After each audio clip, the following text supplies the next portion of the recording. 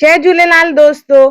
अॼु हिकु अहिड़ी रेसिपी खणी आई आहियां जेका मुंबई जो फेमस स्ट्रीट फूड आहे, पनीर टिक्का पनीनी विथ वेजिटेबल्स, जेको ॾाढो टेस्टी ठहंदो, उहो बि सिंधीअ में। वीडियो ज़रूर ॾिसजो। जय झूलेलाल दोस्तों, मां मुस्कान आहूजा और तव्हांजो स्वागत आहे मुंहिंजे चैनल हुनर मुस्कान का सिंधी ते। इहो उहो चैनल आहे जंहिं ते तव्हांखे सिंधियत सां रिलेटेड सभु वीडियोस मिलंदा, चाहे उहो सिंधी खाधो हुजे, रीतू रस्मूं हुजनि, असांजो कल्चर हुजे, ट्रेडिशन हुजे, सिंधी कथाऊं हुजनि, हिकु हिकु वीडियो मां पंहिंजे चैनल ते अपलोड कंदी आहियां। त ज़रूर ॾिसजो, पंहिंजे माइटनि और दोस्तनि सां इहो ज़रूर शेयर कजो त हुनर मुस्कान का चैनल ते इहे सभु वीडियोस अवेलेबल आहिनि। अचो त वीडियो शुरू था कयूं पिया। हिकिड़ो खणंदासीं बाउल और उनमें असांखे पनीर टिक्का जो मैरिनेशन ठाहिणो आहे, त उनमें अधु कोप ॾही विझंदासीं। उन सां गॾु 2 चमचा थूम, अदरक ऐं साउन मिर्चनि जी पेस्ट विझंदासीं, ताज़ी कुटे करे विझणी आहे। इन खां पोइ असां विझंदासीं हिन में शिमला मिर्च बिल्कुलु सनो कटियल, 1 कोप जे क़रीब, जेके 2 शिमला मिर्च आहिनि, 2 बसर बिल्कुलु सना कटियल। अगर बाउल में मेजर कंदासीं त 1 बाउल। अधु कोप असां हिन में कॉर्न विझंदासीं, अधु कोप टमाटो कटियल, लूण विझंदासीं टेस्ट जे हिसाब सां, हैड्र अधु चमचो, सुका दाणा विझंदासीं 1.5 चमचे जे क़रीब,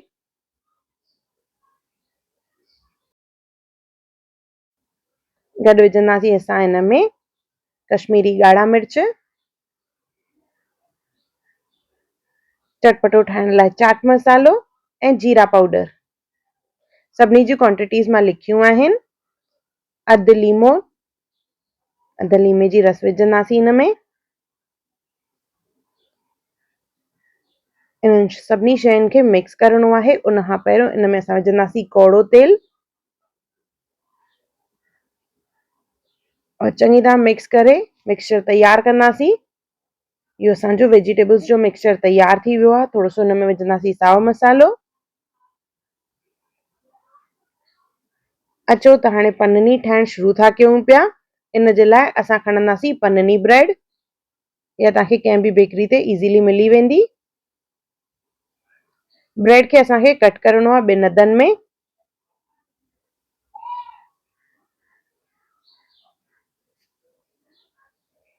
उन खां पोइ इन ते लॻाईंदासीं असां मखण, यानी बटर। 1 लेयर लॻाईंदासीं। इन में जेका असां फिलिंग कयूं था पिया, तव्हां फिलिंग पंहिंजे हिसाब सां चेंज भी करे सघंदा आहियो। कॉर्न जी जॻह ते मशरूम जो बि इस्तेमालु करे सघंदा आहियो। इन खां पोइ असां हिन में विझंदासीं सॉस। हिते मां शेज़वान चटनी और टोमेटो सॉस खे मिक्स कयो आहे। 1 चमचो शेज़वान चटनी और 2 खां 3 चमचा इन में विधी आहे टोमेटो सॉस। 1 लेयर इन जो लॻाईंदासीं और इन जी टेस्ट ॾाढी बढ़िया ईंदी आहे वेजिटेबल्स सां गॾु। हाणे जेको असां वेजिटेबल जो मिक्सचर ठाहियो आहे उहो हणंदासीं 1 लेयर। इन जे मथां रखंदासीं पनीर जा क्यूब्स। पनीर तव्हां नॉर्मल भी इस्तेमालु करे सघंदा आहियो, पर मां हिते जेको पनीर इस्तेमालु करे रही आहियां उन में मिक्स्ड हर्ब्स और मां रेड चिली फ्लेक्स विधा हुआ पनीर ठाहिण महिल।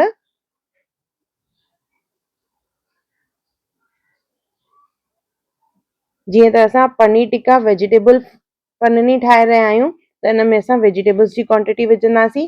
त हिते मां विझी रही आहियां पत्ता गोभी ग्रेट करे, यानी कद्दूकश करे, और उन जे मथां विझंदासीं असां शिमला मिर्च लंबी लंबी फारूं कटे करे विझंदासीं। तव्हां चाहियो त इनखे सनो सनो भी कटे सघंदा आहियो। शिमला मिर्च विझण खां पोइ इन जे मथां असां थोरो सो विझंदासीं चाट मसालो, छाकाणि त इहे भाॼियूं फिकियूं आहिनि। चाट मसाले खां पोइ मथां विझंदासीं असां मेयोनीज़। त मेयोनीज़ विझण लाइ मां उनखे पाइपिंग बैग में विधो आहे, जीअं ॿाहिरि बाज़ार में मिलंदो आहे उन हिसाब सां तैयार करणो आहे असांखे, त ॾाढो बढ़िया ठहंदो। और हिन में विझंदासीं असां टोमेटो सॉस।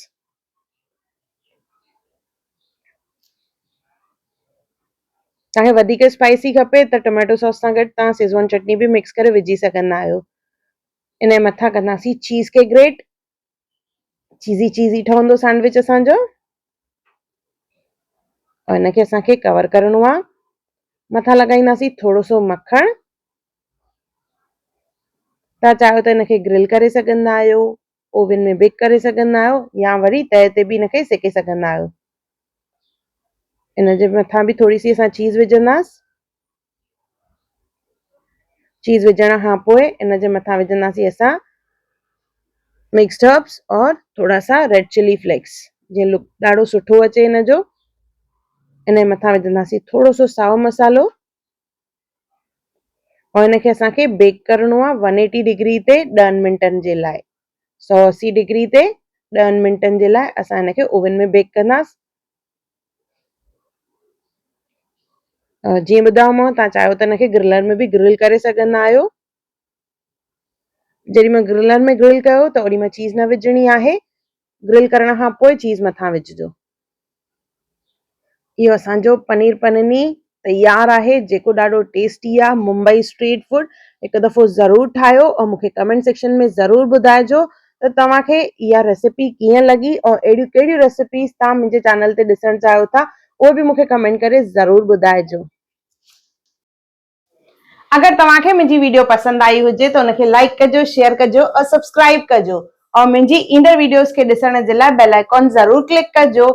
फेसबुक और इंस्टाग्राम ते मूंखे ज़रूरु फॉलो कजो और मुंहिंजो वीडियो ॾिसण लाइ धन्यवाद। जय झूलेलाल।